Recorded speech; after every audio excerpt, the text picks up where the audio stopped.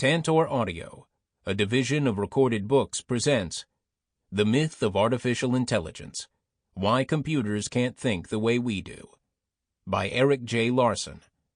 Narrated by Perry Daniels. Introduction. In this book, you will hear about the myth of artificial intelligence. The myth is not that true AI is possible. As to that, the future of AI is a scientific unknown. The myth of artificial intelligence is that its arrival is inevitable, and only a matter of time. That we have already embarked on the path that will lead to human-level AI, and then superintelligence.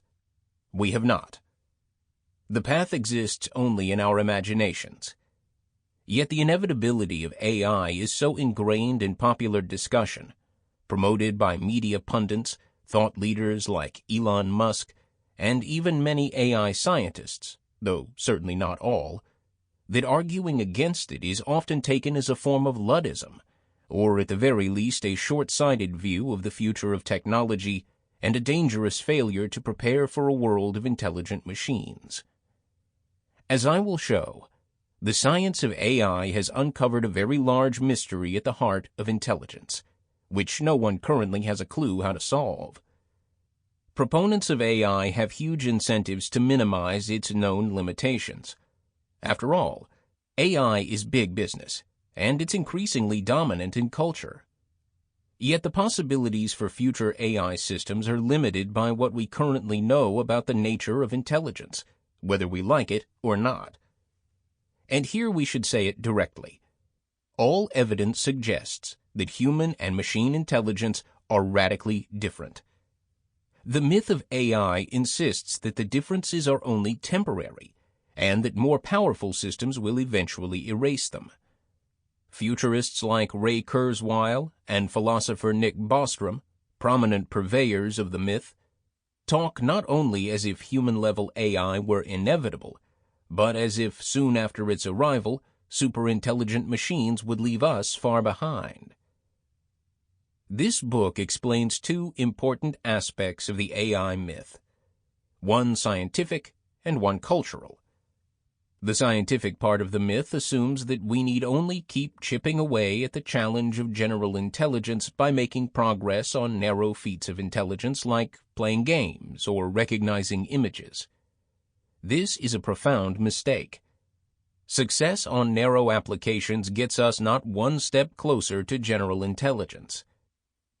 The inferences that systems require for general intelligence, to read a newspaper, or hold a basic conversation, or become a helpmeet like Rosie the Robot in the Jetsons, cannot be programmed, learned, or engineered with our current knowledge of AI.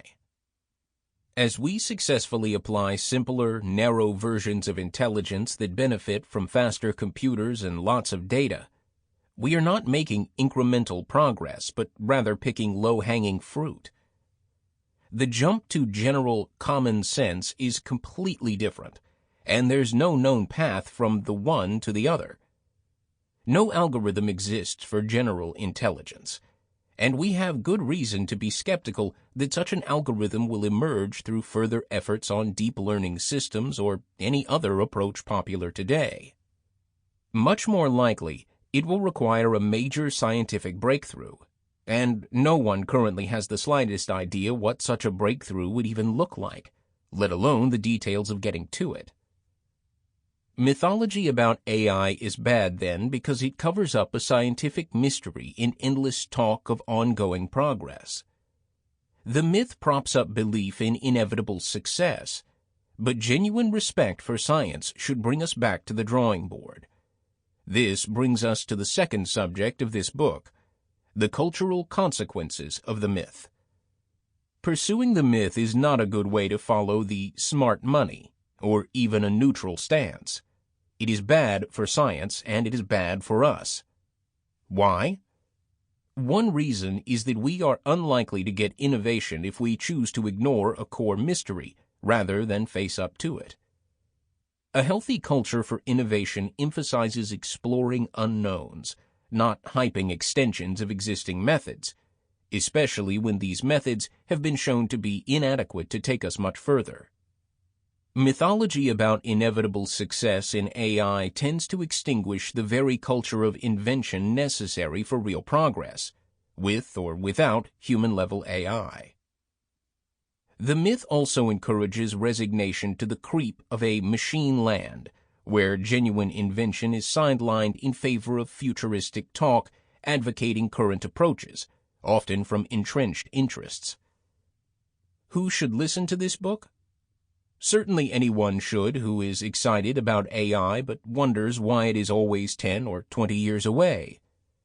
There is a scientific reason for this, which I explain. You should also listen to this book if you think AI's advance towards superintelligence is inevitable and worry about what to do when it arrives.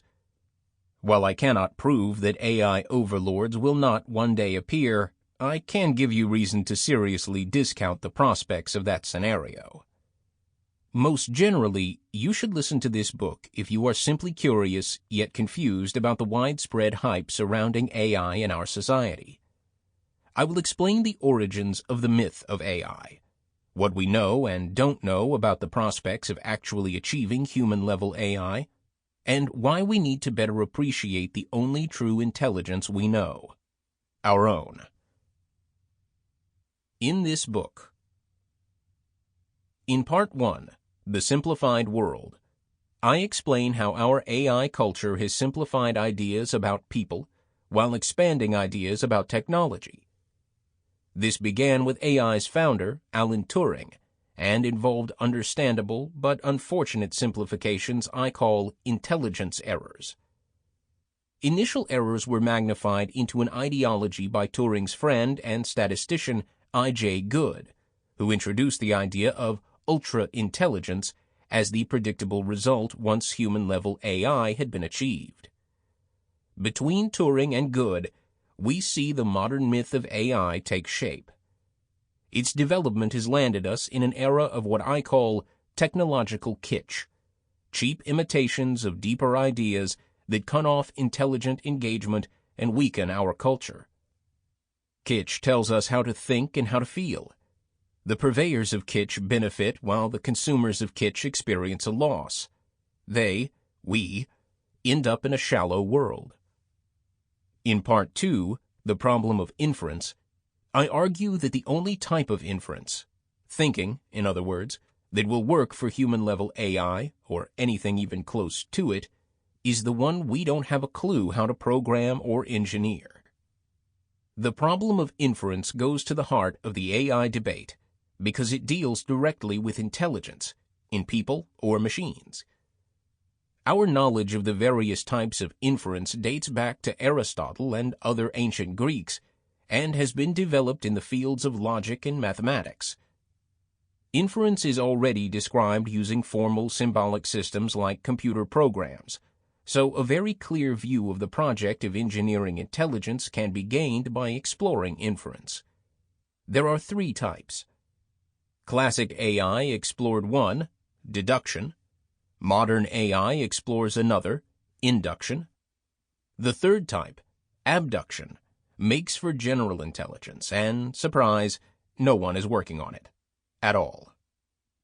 Finally, since each type of inference is distinct, meaning one type cannot be reduced to another, we know that failure to build AI systems using the type of inference undergirding general intelligence will result in failure to make progress toward artificial general intelligence, or AGI.